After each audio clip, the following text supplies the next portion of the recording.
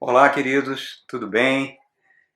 Meio da semana, mais um alimento para a nossa alma, para o nosso espírito, a palavra de Deus. Vamos estar tratando aqui de um assunto maravilhoso, um assunto fundamental que o apóstolo Pedro traz dentro dessa série de verdades espirituais que temos debatido. E a mensagem de hoje é: quais são os indicadores da nossa espiritualidade? Como a gente pode avaliar se estamos sendo pessoas espirituais? Antes de tudo, como está a nossa humanidade? Porque nós temos falado também na nossa série toda que o objetivo do Espírito Santo é formar Jesus Cristo em nós, para que a gente volte a ser o ser humano como Deus planejou, né? Como Deus quer que nós sejamos. Nós estamos dizendo que as epístolas cristãs que estão aqui no Novo Testamento foram escritas, influenciadas pelo Espírito Santo, para que a igreja tome conhecimento dessas verdades espirituais e coloque essas verdades em prática. A igreja sou eu, é você, irmãos. Nós somos a igreja. Nós somos a igreja de Jesus Cristo. Então, a igreja também é uma criação do Cristo. Cristo criou a igreja, né? Ele até faz uma declaração fantástica. O que a igreja liga na terra é ligado no céu. Que os portais do inferno não prevalecem contra a igreja. Que a igreja é o corpo de Cristo. Ele é a cabeça e a igreja é o corpo. Então tem coisas maravilhosas ditas pela igreja. Então é de suma importância, irmãos, que a gente entronize, que a gente interiorize essas verdades espirituais. Que a gente descubra se nós estamos tendo esses indicadores da nossa espiritualidade, que o apóstolo Pedro está falando aqui para nós, que nós vamos ler agora aqui no capítulo 3, no verso de 8 a 12. Vamos ver, irmãos. Fala assim: quanto ao mais, tenham todos o mesmo modo de pensar, sejam compassivos, amem-se fraternalmente, sejam misericordiosos e humildes. Não retribuam mal com mal, nem insulto com insulto, pelo contrário, bendigam. Pois para isso vocês foram chamados, para herdarem uma bênção. Aí ele vai citar agora o Salmo 34. Pois quem quiser amar a vida e ver dias felizes, quem não quer isso, né, irmãos? Guarde essa língua do mal. Porque a gente está falando, para você ter felicidade, dias felizes, primeira coisa, você tem que segurar aquilo que você fala. E os seus lábios de terem palavras enganosas. Afasta-se do mal, faça o bem, busque e siga a paz, porque os olhos do Senhor estão sobre os justos e seus ouvidos, os ouvidos de Deus, estão atentos à oração dos justos. Mas a face do Senhor está contra os que praticam o mal. A gente até pensa assim, pastor, a igreja não pratica o mal. Será, irmão? Será? Apesar de ter tantas coisas maravilhosas ditas para a igreja, né? Mas vamos trazendo, acompanhe comigo no meu raciocínio para o momento que nós estamos vivendo agora, tá? Eu tenho 64 anos de vida e eu nunca vi o que eu vejo agora, nesses 64 anos. O que eu tenho presenciado agora, o que eu tenho testemunhado agora, para mim tem sido novidade. Eu tô vendo que existe uma cada vez menor, uma preocupação com o eterno, com aquilo que é transcendente, com aquilo que é espiritual. As pessoas, de maneira geral, a humanidade, de maneira geral, ela está tendo cada vez mais acesso à tecnologia. A tecnologia avançou de forma fantástica. Cada vez a gente se surpreende com as coisas, com as novas invenções, com as novas descobertas. Mas parece que à medida que essa tecnologia avança, parece que o ser humano vem involuindo como ser humano, como humanidade, como coletividade. Eu tenho visto a barbárie aumentar a níveis que nunca imagináveis. Pessoas que eram primárias cometerem crimes bárbaros, crimes violentos contra crianças, contra cônjuges, de forma assim assustadora. Isso vem aumentando profundamente.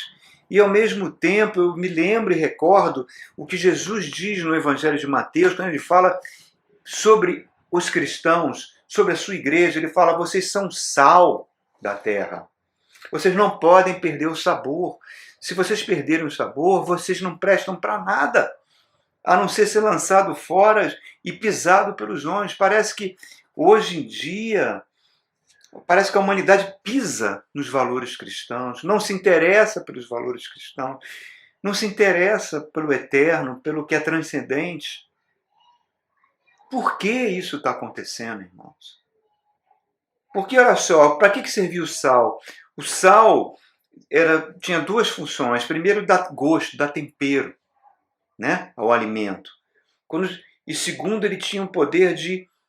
Não existia geladeira naquela época, você botava sal nos alimentos, principalmente na carne, para evitar que ela sofresse um processo de putreficação, se apodrecesse e se conservasse. Então, o cristão, que é sal da terra, os cristãos que são sal da terra, a igreja que é sal da terra, ela tem esse poder, primeiro, de inserida na sua comunidade. A igreja não pode estar dissociada da sua comunidade, né? Porque no passado as igrejas eram inseridas na comunidade e elas davam gosto à vida das pessoas. As pessoas tinham prazer de ir à igreja, as pessoas tinham prazer de ouvir coisas sobre Deus, de ver filmes sobre Deus, tinham temor de Deus, havia um respeito pelo aquilo que era sagrado, por aquilo que era considerado da religião. Havia um temor disso. Por quê? Porque a igreja, de uma forma ou de outra, ela não tinha presença, chegava com a sua presença. Quando eu falo igreja, eu falo as pessoas, né, que pertenciam. A conduta delas parava a corrupção, estancava a corrupção. As pessoas se sentiam constrangidas de praticar atos infames, atos impuros do lado de pessoas que se consideravam cristãs, porque elas eram referências. Outra coisa, ela também mudava a sociedade, ela mudava o sabor. As grandes leis de direitos humanos, já falei aqui, direitos das mulheres, direito do trabalhador, vieram de cristãos, de homens tementes a Deus, que observavam a justiça da sociedade e trabalhavam em prol da sociedade. E eu pergunto, vamos trazer para o Brasil, para o nosso país, a igreja brasileira, a igreja evangélica brasileira, que tem 40 milhões de pessoas, ela está mudando o Brasil? O Brasil tem mudado para melhor por causa da influência da igreja? Eu ouso dizer que não está fazendo nem cosquinha, irmãos. Nós somos o país mais violento do mundo. Nos últimos 8 meses, o número de armas de fogo triplicou no Brasil. Nós temos índices de homicídios, de violência assustadora. A violência policial no Brasil é assustadora. A violência contra o negro, contra o pobre é assustadora. Nós temos um dos piores índices de desigualdade social do mundo, irmãos.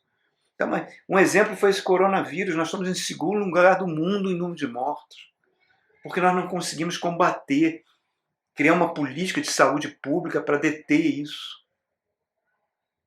Nós estamos vendo o índice de desenvolvimento humano, que é medido pela Unesco, né, que você pode encontrar no Atlas de Índice de Desenvolvimento Humano, é um atlas público. O Brasil possui os piores índices de vulnerabilidade infantil. O que significa isso? Crianças que não têm um lar, crianças que são violentadas, crianças em trabalho escravo, crianças entregue à prostituição. Isso no Brasil. Crianças que vendem o seu corpo por um prato de comida. Nós temos corrupção em todas as esferas, municipal, estadual, federal. Então, existe uma quantidade imensa de crentes envolvidos em escândalos diversos, de desonestidade. Então, isso vai provocando que o sal perca o sabor E Jesus fala, se ele perca o sabor, ele é pisado pelos homens.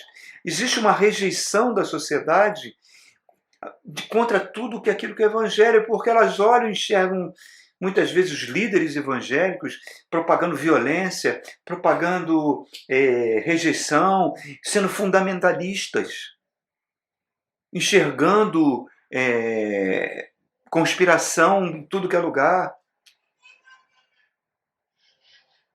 Você liga a televisão para ver uma emissora evangélica, você fica assustado com as mensagens que não são bíblicas, são totalmente impregnadas de sincretismo religioso.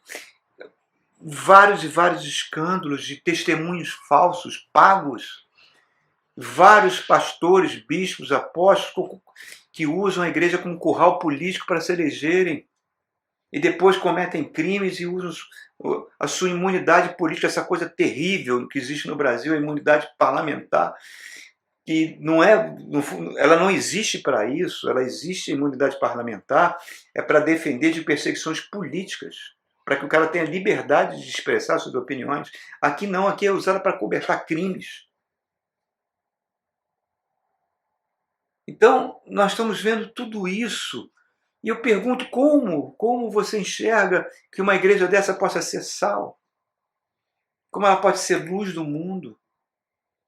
Como está a espiritualidade da igreja brasileira? Como está a minha espiritualidade? Como está a sua espiritualidade? Porque nós somos igreja. Igreja é eu e você. Quais são os indicadores dessa espiritualidade? É isso que o apóstolo Pedro está dizendo aqui para a gente. O primeiro indicador que ele traz aqui para nós, aqui no capítulo 3, logo no verso 8, ele fala: tenham todos o mesmo modo de pensar. O que significa o mesmo modo de pensar? Que vocês têm unidade. Coisa que nós não temos. Nós vivemos em tempo de intensa polarização. A partir das eleições de 2018, a igreja brasileira se polarizou. Tem irmãos que têm ódio dos outros, entram nas redes sociais contra o irmão tal, contra o pastor tal, porque ele tem uma opinião política diferente da dele. E a gente se ataca mutuamente, se morde mutuamente. Não existe unidade, queridos. Jesus, na sua oração sacerdotal, em João 17, ele faz uma oração que ele diz: Pai, eu rogo para que, assim como eu e tu somos um, que eles todos sejam um conosco. Em outras palavras, Jesus é como se ele estivesse orando o Pai Nosso. O Pai é nosso, não é Pai meu. Então, esses indicadores da vida cristã, no fundo, eles têm uma chave. Qual é a chave? Ele é como estão os nossos relacionamentos. Como eu estou me relacionando com o meu próximo? Esse relacionamento é um relacionamento de sal da terra? É de luz do mundo? Esse indicador é fundamental. Começa pela unidade. Se eu não tenho unidade, se eu promovo a desunião na igreja, a desunião entre os irmãos, a desunião da igreja brasileira, eu estou fazendo o serviço do diabo. Porque o diabo veio para... Jesus mesmo falou, ele veio para roubar, matar e destruir. E a palavra diabo vem do grego diabolos, que significa aquele que separa. Certa vez, eu vi um testemunho do pastor, não sei se foi, acho que foi o pastor Ney Ribeiro, ele deu um testemunho, fazendo uma comparação da falsa espiritualidade, né? Da falsa espiritualidade. A falsa espiritualidade é uma coisa extremamente iníqua. Era a marca dos fariseus. A falsa espiritualidade é você abraçar o valor do mundo. O mundo, eu não vou jogar bola, não vou ao cinema, não vou dançar música do mundo. Isso é bobagem, irmãos. O que é a falsa? Os valores do mundo, aquele que fala, aquele que ama o mundo é inimigo de Deus. O amor ao mundo é amor ao caráter do mundo. E o caráter do mundo é o caráter da mentira, da separação, da desunião, de um ser mais poderoso que o outro. Tem nada a ver com amor fraternal. Então, certa feita ele contou a história da irmã que viu o pastor saindo de uma determinada casa e na reunião de oração, ela, com a sua espiritualidade, ela falou: irmãos, eu quero agora clamar pelo nosso pastor, porque eu vi ele saindo da casa de uma irmã, então vamos dar as mãos, vamos orar para que Deus o livre do adultério, livre da traição. E aí os irmãos começaram a orar e clamar. Mas se aquela irmã tivesse esperado mais 3 minutos, teria visto a esposa do pastor sair depois da casa. Porque eles foram lá fazer uma visita a uma família para prestar socorro espiritual. Mas ela, com a sua espiritualidade mentirosa, diabólica, ela promove a desunião. Isso é muito comum, queridos. Isso é muito comum em vários níveis. Quando você acusa a vida de um irmão, Deus não nos deu o poder de sermos juízes da vida de ninguém, irmãos. De ninguém. Então, buscar a unidade. Porque a gente precisa de buscar a unidade. Faz parte da minha saúde espiritual. Faz parte do meu psique espiritual. Segundo indicador da nossa vida espiritual, ele continuando aqui nesse mesmo verso, ele fala assim, ó, sejam compassivos. Na NVI está compassivos, em algumas versões está simpáticos. O que significa simpatia, compassividade? É você ser simpático com a alegria do irmão porque ele prosperou, ser simpático com a dor do irmão porque ele está sofrendo. É Paulo falando: alegrai-vos com os que se alegram e chorai com os que choram. Essas virtudes, irmãos, eu falo isso porque eu via isso na minha adolescência, na minha infância. Eu via no meio de cristãos, seja eram católicos ou protestantes, não eram muitos, mas havia um sentimento, as pessoas tinham assim uma espécie, como é que eu posso dizer, simpatia, mas elas tinham também uma capacidade de resignação muito grande. O que é a capacidade de resignar? É que você assumir as perdas, é você ter a possibilidade de que as coisas às vezes não vão correr como você espera que corram. E por isso você se identifica com o próximo, se identifica com o seu irmão. Hoje não. Hoje a gente fica extremamente frustrado quando as coisas não acontecem como a gente gostaria. A gente chega a trocar mal de mal com Deus. Tem irmãos que chegam, Deus é mentiroso. Porque na Bíblia diz que tem promessa e essas promessas não se cumprem na minha vida. Irmãos, eu fico sem entender que tipo de cristianismo é esse. Que tipo de mensagem é essa? Irmão? Outra coisa é a gente ter capacidade de renunciar. Renunciar. O que é isso? É você saber que pode agir, que você pode fazer algo, teoricamente é lícito, você não está fazendo nada ilícito, mas a sua consciência diz não quando o seu coração deseja. Porque no fundo, se você fizer aquilo, você sabe que aquilo vai prejudicar alguém, vai prejudicar o seu cônjuge, vai prejudicar a sua família, vai prejudicar as pessoas que você gosta no seu trabalho, vai machucar alguém, vai entristecer o Espírito Santo. Por isso que o apóstolo João fala nas suas epístolas que vocês não precisam de ninguém que ensine vocês, porque vocês já têm um Espírito. E o seu Espírito fala através da sua consciência. É você ter consciência, irmãos. Consciência que você não está prejudicando alguém.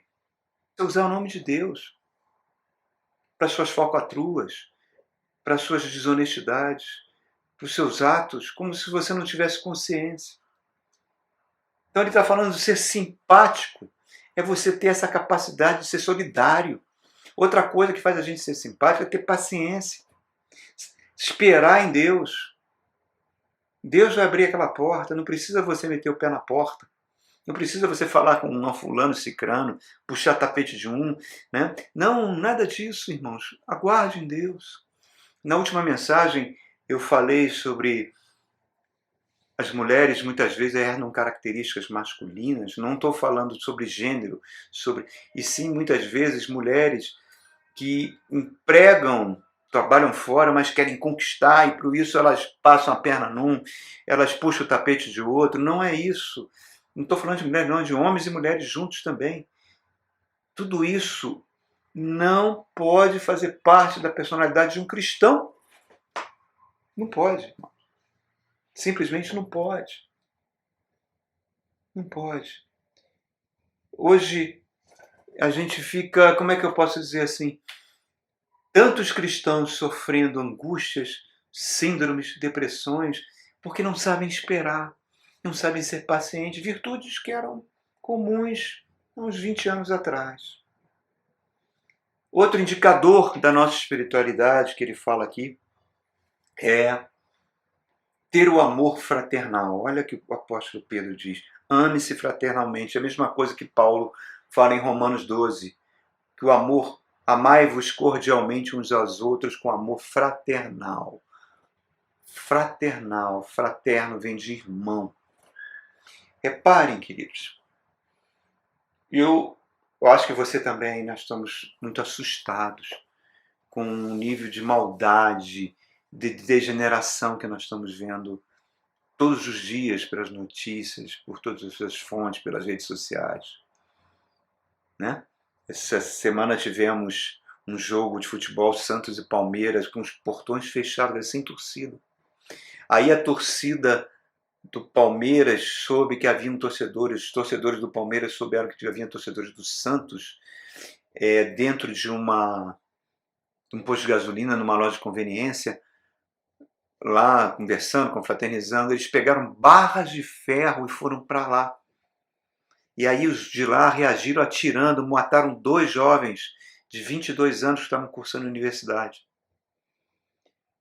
Nós vemos diariamente a violência a níveis assustadores. Nós estamos vendo coisas, pessoas que defendem as suas religiões há pouco tempo. Nós vimos aquele médium espírita famoso no mundo inteiro, aqui de Abadiânia, está preso por causa das centenas de denúncias de assédio sexual, de violência sexual. Vimos um padre desviar recursos imensos numa ONG. Vimos agora uma pastora mandar matar o seu marido para poder manter a sua imagem perante os fiéis, perante seus eleitores. Então, e uma frase que ela falou, que é uma frase perturbadora, ela falou assim: eu não vou me divorciar do meu marido, porque isso vai chocar o reino de Deus. Como se o que ela fez, eu não sei, não está provado ainda, não chocasse o reino de Deus, irmãos. Quantos pastores mantêm relacionamentos familiares doentios porque não querem chocar as pessoas da igreja? Há pastores que têm filhos homossexuais, que deserdam os filhos, deserdam as filhas. Então a gente fica observando todo esse cenário de completamente fora do padrão do Evangelho. Quando você lê o Novo Testamento, você chega lá no final do Novo Testamento, no livro do Apocalipse, você vê Jesus fora da igreja. Está lá em Apocalipse 3. Ele fala para a igreja de Laodiceia: olha, eu estou aqui do lado de fora, eu estou batendo, quero entrar. Mas vocês se acham ricos, se acham poderosos, se acham politicamente influentes, vocês têm influência política, vocês têm influência de dinheiro, têm influência social, mas vocês são cegos, miseráveis e nus. Olha só, irmãos, a igreja cada vez mais apoiando políticos, apoiando partidos políticos, apoiando políticos que falam em nome de Deus, mas que suas ações vão na contramão de tudo isso. Então a gente fica observando tudo isso, irmãos. Eu não sei, eu acho que está tudo fora. Está tudo fora do lugar. Aí você fala: como é que pastor, será que começou na teologia da prosperidade? Talvez sim. Porque essa busca por prosperidade tornou a igreja abraçar o capitalismo selvagem e fez cada vez ela criar conceitos mentirosos, dizendo aquela pessoa que não prospera, que está desempregado ou que fica doente ou que não prospera porque não tem fé. É um Deus capitalista, selvagem, político, coisas horrorosas que a gente vai trazendo para dentro do Evangelho. E Jesus está falando, vocês cantam louvores para mim, tem aí marcha para Jesus, que é para influência, que existe apenas para influenciar políticos, pastores políticos e grupos de evangélicos políticos, politizados. Tem aí cantando louvores para Jesus, Jesus falando, estou fora porque não estou enxergando amor fraternal, não estou enxergando misericórdia, não estou enxergando compaixão, que é o quarto indicador aqui que ele fala para nós, Pedro. Pedro está falando exatamente isso aqui. Ó. Ele fala assim, sejam misericordiosos, sejam humildes. Misericórdia, miséria-córdia, quer dizer, em acordo com a sua miséria, quer dizer, com um sentimento de solidariedade com o seu sofrimento. A igreja precisa ser misericordiosa, irmãos. Jesus falou que um dos sinais da volta dele seria que o amor esfriaria em muitos corações.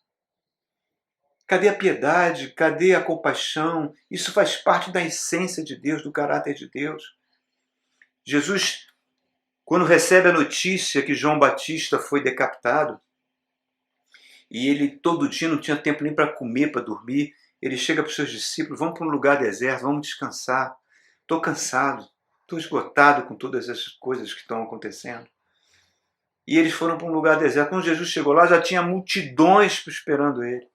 Diz que a palavra diz que Jesus se encheu de compaixão para aquelas multidões que eram como ovelhas desgarradas sem pastor. O que faz? Jesus ensina, Jesus alimenta aquelas multidões, multiplica os pães. Por quê? Porque a sua essência era uma essência de compaixão, de misericórdia. Quantas pessoas se sentem um peixe fora d'água dentro das igrejas, irmãos? Nós falamos das mulheres casadas da última vez, toquei muito nesse assunto, mas quantas mulheres que são mães solteiras? Quantas mulheres que foram infelizes no seu casamento, que casaram com maridos horrorosos, que machucavam, que violentavam e que elas não suportaram mais e foram obrigadas a separar e sofrem preconceitos dentro da igreja. Os homossexuais sofrem preconceito dentro da igreja, como se fossem maiores pecadores do que os adúlteros, do que os mentirosos, do que os corruptos, do que todos nós que temos muitos pecados e temos telhados de vidro. Precisamos abraçar mais. A igreja tem que ser uma grande arca de Noé, receber todos, irmãos, todos, para que todos possam ser discipulados, ensinados de acordo com a palavra de Deus. Isso é um indicador. Certa feita eu estava ouvindo um testemunho de uma igreja que promoveu um curso para grávidas, para jovens grávidas, muitas delas solteiras, e jovens mamães, perdão, não eram jovens grávidas, eram jovens mamães. E uma das técnicas era a tal da Chantala, né, aquela massagenzinha que você faz nos pezinhos dos bebês. Diz que muitas daquelas jovens mães não conseguiram fazer. Por quê? Que elas não conseguiam dar carinho, não conseguiam acariciar os seus nenéns, porque elas foram violentadas na infância por pais, por tios, por parentes. Então elas associavam na criança aqueles carinhos que deviam ser de amor como carícias sexuais que violentaram ela. Irmãos, nós estamos falando de casos isolados, não, estamos falando de práticas que assolam o Brasil. Ah, mas o mundo todo... Não, mas eu estou falando do Brasil, eu vivo no Brasil. Então, amados, isso tudo faz parte da gente começar a exercer a misericórdia. Outra coisa que Pedro fala, sejam humildes. Jesus falou, eu sou manso e humilde de coração. O humilde é aquele que tem gratidão. É Jó falando, Deus deu, Deus tomou, bendito seja o Senhor. É saber que tudo que eu tenho é porque Deus me deu. Se eu tenho saúde, Deus me deu. Se eu tive a oportunidade de estudar, Deus me deu. Se eu tenho um emprego que eu sustento minha família, alimento minha família, Deus me deu. Se eu estou aqui falando com você, é porque a misericórdia de Deus me alcançou, que eu poderia estar morto, poderia estar numa UTI. Então eu tenho motivos imensos para agradecer. Então, a primeira coisa da humildade tem que estar junto com a gratidão. O cristão é humilde porque reconhece que tudo que ele tem vem de Deus. É os 10 leprosos que foram curados por Jesus, só um voltou. Voltou gritando em alta voz e adorou o Senhor. E Jesus fala, só esse que voltou para dar graça. Então a gratidão alega o coração de Deus. Você não fica grato quando às vezes um filho teu vem te abraçar e te agradecer? É a mesma coisa com o pai. Então nós vivemos essas relações de essa gratidão, ela é o esteio da humildade, porque você passa a ver que você não merece nada. Se você tem, é porque Deus te deu. Isso está na contramão do pensamento liberal que domina hoje. Que você tem que conquistar, que você é o cara, que você é o poderoso. Amados, eu encerro essa meditação. Eu não sei nem como encerrar essa meditação, porque tudo isso que nós estamos vivendo está tão presente, irmãos, está tão presente no pensamento de tantas pessoas que se dizem cristãs. Mas eu só posso encerrar usando alguns exemplos bíblicos, né? Se você tiver curiosidade de saber, o primeiro livro do Novo Testamento foi a carta de São Paulo à igreja de Tessalônica, aos Tessalonicenses, onde é a Grécia hoje. Em 2014 eu tive a oportunidade de visitar Tessalônica, fui participar de um congresso científico pela UNB, e eu tive lá, e eu me lembro que eu fui fazer uma excursão turística, e a guia turística levou a gente para um sítio arqueológico pré-cristão, onde eram adoradas os deuses da mitologia grega, né? E ela foi falando sobre a história de Tessalônica, sobre Alexandre Magno, foi falando. Quando acabou tudo, eu chamei ela num canto e falei assim, poxa, só aqui em Tessalônica foi escrita a primeira carta do Novo Testamento. O apóstolo Paulo veio aqui. Aqui que nós temos a noção sobre o anticristo, sobre os fins do tempo, sobre a volta de Jesus. Sabe o que ela falou para mim? Eu sou proibida de tocar nesses assuntos de igreja. Olha, irmãos, como é que há toda uma oposição hoje contra tudo aquilo que é ligado à igreja. Por causa de quê? Por causa do exemplo que está sendo dado. Nessa carta aos Tessalonicenses, como é que ela foi escrita? Paulo tinha evangelizado o Tessalônica, estava na cidade de Corinto. Tempos depois ele manda o seu discípulo na fé, Timóteo, vá à cidade de Tessalônica, visite as igrejinhas lá que estão, me conte o que está acontecendo com os irmãos. Timóteo volta e faz um relatório para Paulo. E esse relatório, Paulo vai escrever a primeira carta para responder às dúvidas dos irmãos. Primeiro, Timóteo fala, olha, eles estão passando por grande perseguição. Os judeus incitaram a população, os romanos, eles estão perseguindo, eles estão perdendo suas casas, eles estão perdendo seus empregos, muitos estão sendo mortos. A igreja em Tessalônica está sofrendo grande perseguição. E Paulo, eles estão preocupados porque eles estão morrendo. E eles estão preocupados, o que vai ser da nossa vida? Depois que a gente morrer, será que acabou tudo? Será que a gente vai ver Jesus? E Paulo, ao responder essas perguntas, ele fala sobre a volta de Cristo, ele fala sobre a ressurreição dos mortos, né? Então toda essa teologia cristã que Paulo escreve nessa carta foi escrita não numa sala com ar-condicionado, como essa sala aqui, com conforto, com cadeira, com luz, não. Foi escrita debaixo de muita luta, de muita perseguição, de muitas lágrimas, de muito sangue. De pessoas que não perderam a sua fé, mas que amavam a palavra e que tinham os indicadores da vida cristã, eram unidos, eram simpáticos uns aos outros, tinham amor fraternal, eram misericordiosos e eram humildes. É isso aí, irmãos. Eu sou a igreja, você é a igreja. Temos esses indicadores? Se não temos, temos que buscá-los. Eu, por mim, não tenho como desenvolvê-los. Eu preciso da ajuda do Espírito Santo, eu preciso da graça de Deus, eu preciso conhecer a palavra de Deus, eu preciso buscar a Cristo. Eu preciso voltar ao primeiro amor, sempre, sempre, todos os dias. É isso aí, queridos. Falei muito, né? Mas estava no coração, com todas essas notícias que eu tenho ouvido. Que você seja ricamente abençoado, queridos, em nome de Jesus. Amém?